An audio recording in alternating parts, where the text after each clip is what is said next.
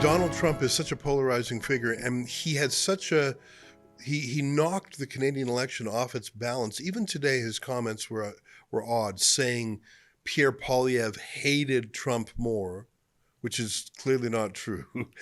No, well, I think we're going to have a great relationship. He called me up yesterday. He said, "Let's make a deal." You know, he was running for office. They both hated Trump, and it was the one that hated Trump, I think, the least that won. I actually think the conservative hated me much more than the so-called liberal. He's a pretty liberal guy. But no, I spoke to him yesterday. He couldn't have been nicer, and I congratulated him. You know, it was a very mixed signal because it's almost even, which makes it very complicated for the country. It's a pretty tight race, but he's a very nice gentleman, and he's going to come to the White House very shortly, within the next week or less. But even if it were true, so he likes the result that Mark Carney won. I don't even know if that's true. Trump and he complimented Carney. Yeah, he's weighing in, and the thing is, Canadians, even Canadians who are sympathetic to Trump, don't want an outside force deciding Canadian things.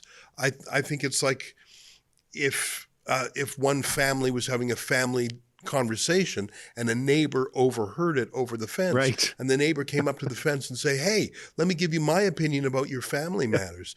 Yeah. Even Marge is right. Yeah, people would say, "Buzz off! Who the heck are you?" Yeah. Even, in fact, it might even turn the family members again. So, and that's the thing. Trump could scupper it because Trump has expressed his interest in the 51st state.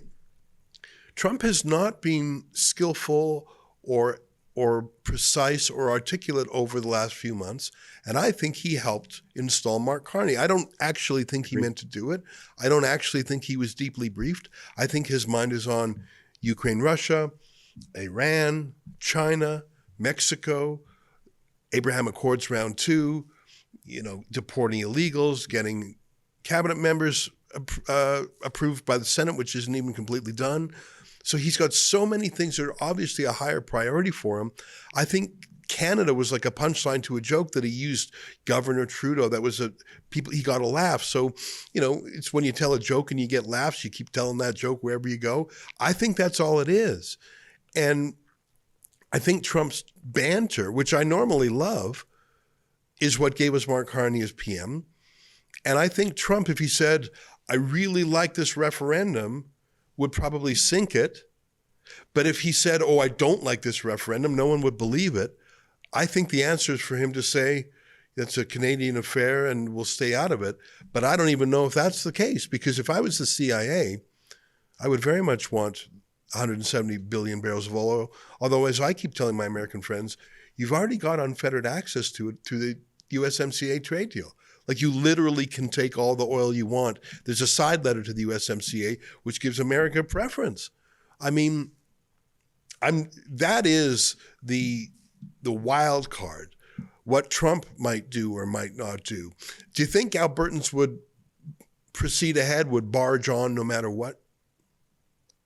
Well, first of all, I'm very much alive to that, and that's why I brought it up. Is that we've got to get out in front of this to the extent that Trump is just absolutely that, a wild card. Any kind of scenarios and gaming out I'm doing strategically, I map things out, and then as soon as I do the Trump overlay, I just swoosh all the papers away, because the strategy, you can't plan for it.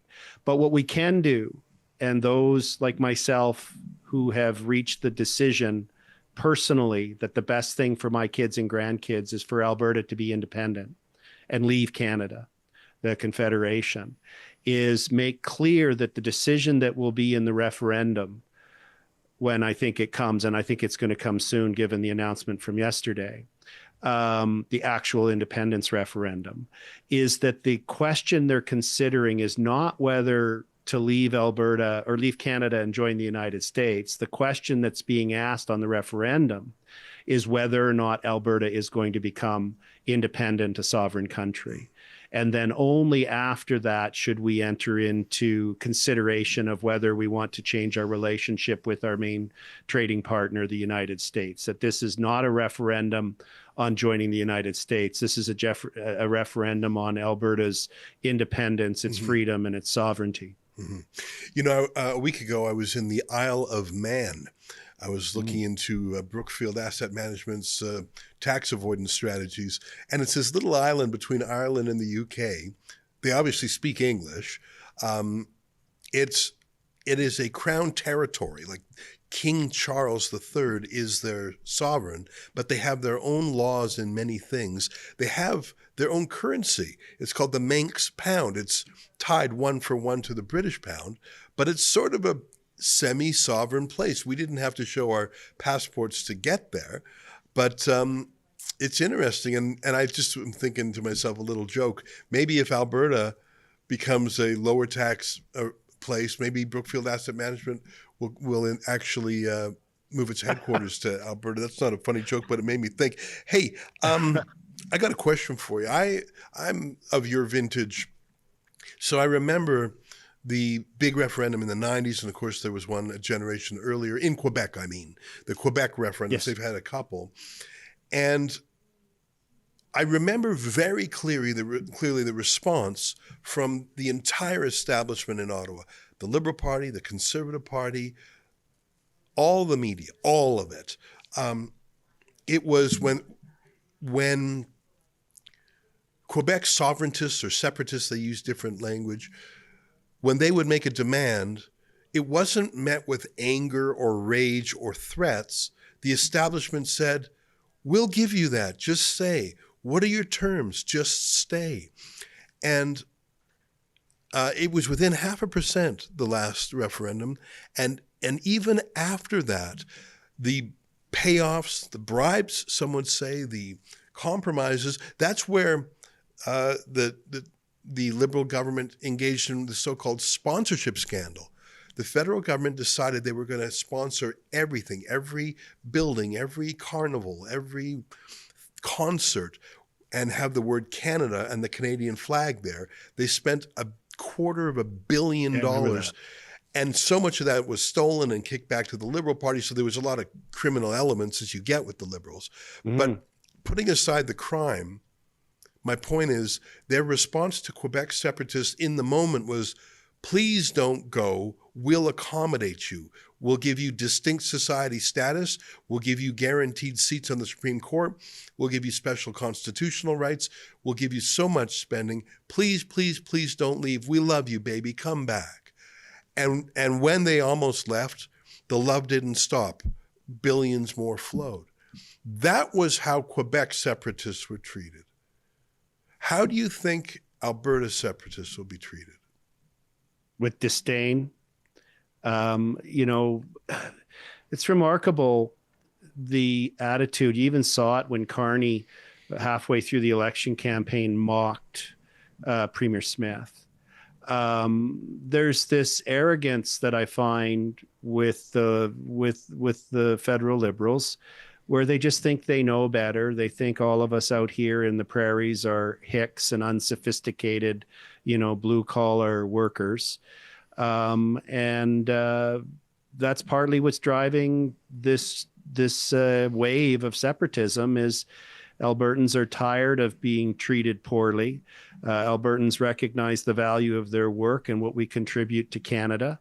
And if we're not going to be appreciated, well, we'll keep that wealth here and we'll do better things with it and spend the money more wisely than the federal government will. So, you know, it'll be interesting to see if Carney changes tack. I think he's concealed his true ambition, which is he wants Canada to be an experiment. He wants to show the world that we can get to net zero, that we can get to strictly electric vehicles, that we can, you know, magically, as he said in one of his scrums, he said, we're going to put a carbon tax or, you know, tax emissions from heavy emitters so that Canadians can get less expensive heat pumps. And I'm like, this guy's nuts. And then on top of that, in his election acceptance speech, he said that our relationship with the United States is over. Yeah. This guy, I mean, I'm seeing no indication that anything he said on the campaign trail is true. He was caught, you know, saying in Alberta that he supports pipelines and then in Quebec that he'll block them.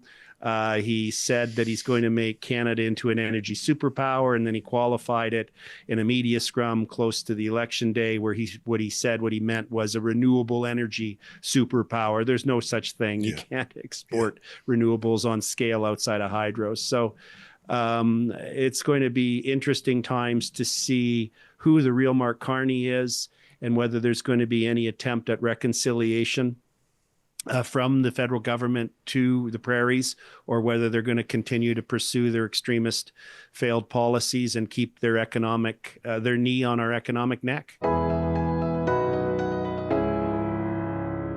Let's face it, Canada's economy isn't heading in the right direction. Inflation's eating away your savings, and government debt is out of control. No politician is going to fix that overnight. With Guildhall Wealth, you can hold real physical gold and silver inside your RRSP. It's a time-tested way to protect your retirement and take back control of your wealth.